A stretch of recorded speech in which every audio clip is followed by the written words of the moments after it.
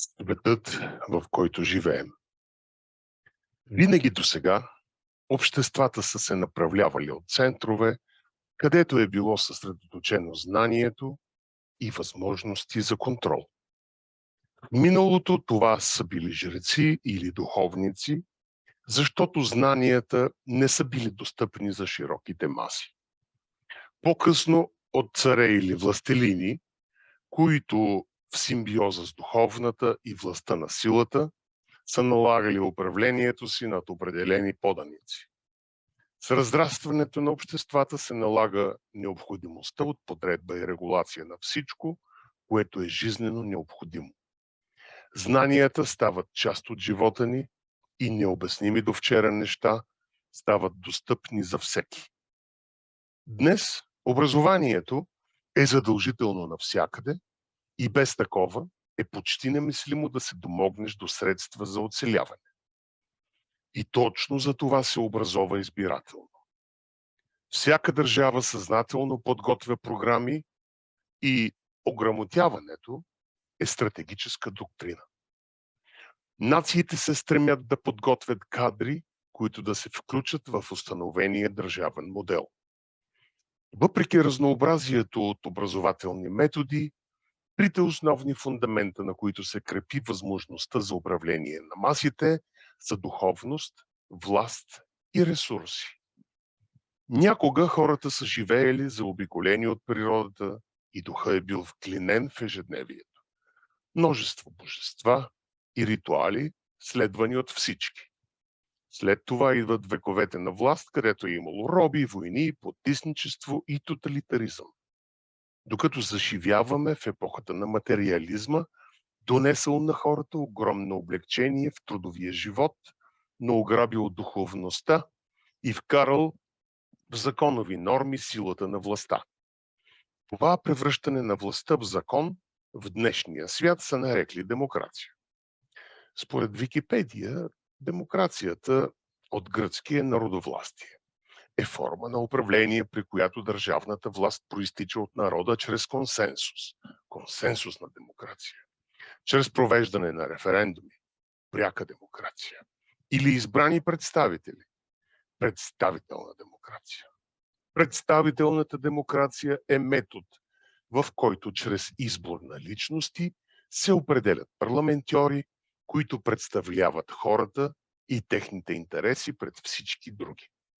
Парламентът е идеята за кръглата маса или диалог, чрез който би следвало да се намират решения за настоящето и да се чертаят планове за бъдещето. Смисълът на Народното събрание е да има хора с сходно равнище на мъдрост, които консенсусно да подхождат към решаването на всеки проблем. Такава ли е всъщност ситуацията в днешния парламент? Управлява ли се всичко от и чрез волята на народа? На практика никога държавата не се е управлявала от самия народ. Социалните отношения и законовия ред, който познаваме, са сравнително млада форма, която се е наложила в днешния й вид след Втората световна война, на фона на действителност, създадена от така наречения западен свят.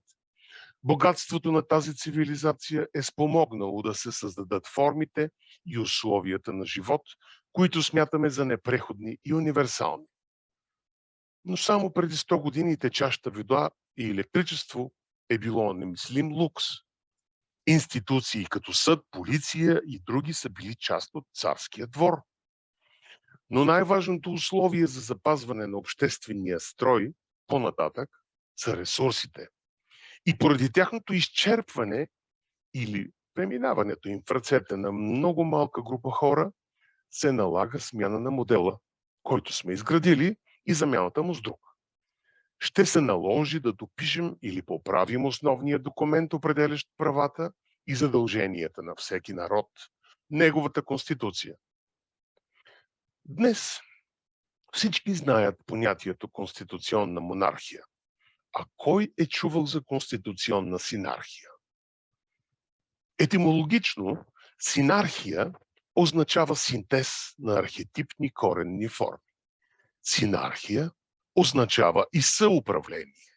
Същността на закона на синархията е, че светът в своето многообразие е хармоничен организъм, където отделните форми са подредени според природни дадености, които непрекъснато са във връзка и си взаимодействат. Синархията е съвластие, синтез на пророческа, жреческа, царска и битова функция на земното общество. Но изграденото и наложено в днешния свят е демократичното управление. Убеждават ни, че това е най-правилният и най-човеколюбивия начин на обществени отношения, където на първо място се съблюдават интересите на човека.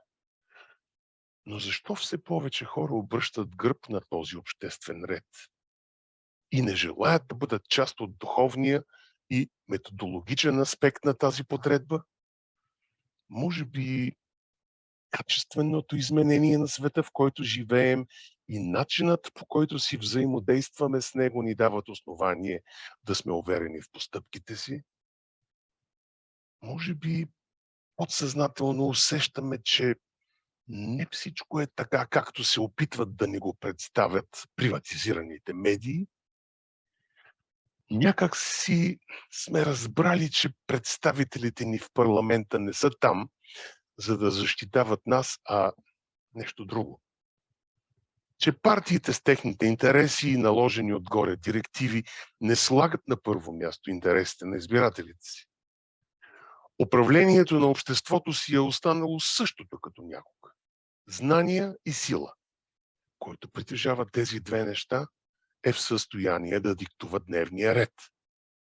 Очевидно се крие най-главното, че народите се управляват от едно международно задкулисие и това именно е аджендата на днешните тайни общества, които изпълняват решенията на това задкулисие.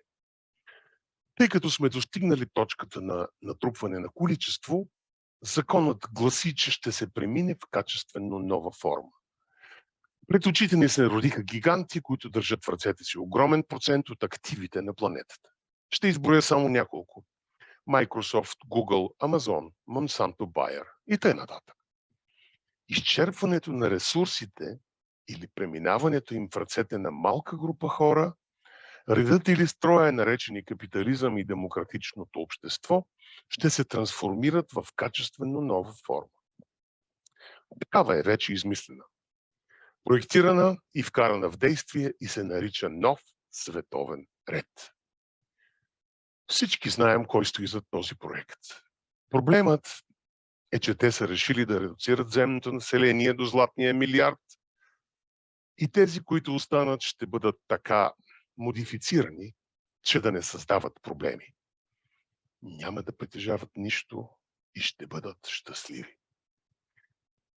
Всички, които осъзнаваме последиците от този план, който включва геноцид, трансформиране на генетичният код на човека и цифровизирането на всичко, чертае една страшна картина на невиждане по размери диктатура.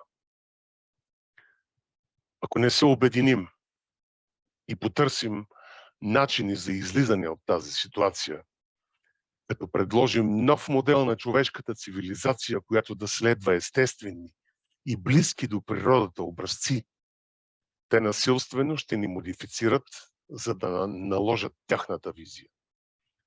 Това, което правим тук с сайта Обединение, е опит да създадем наше българско общество от мислещи и нежелаещи да изгубят свободата си хора. Да фокусираме енергията си, за да сме силни.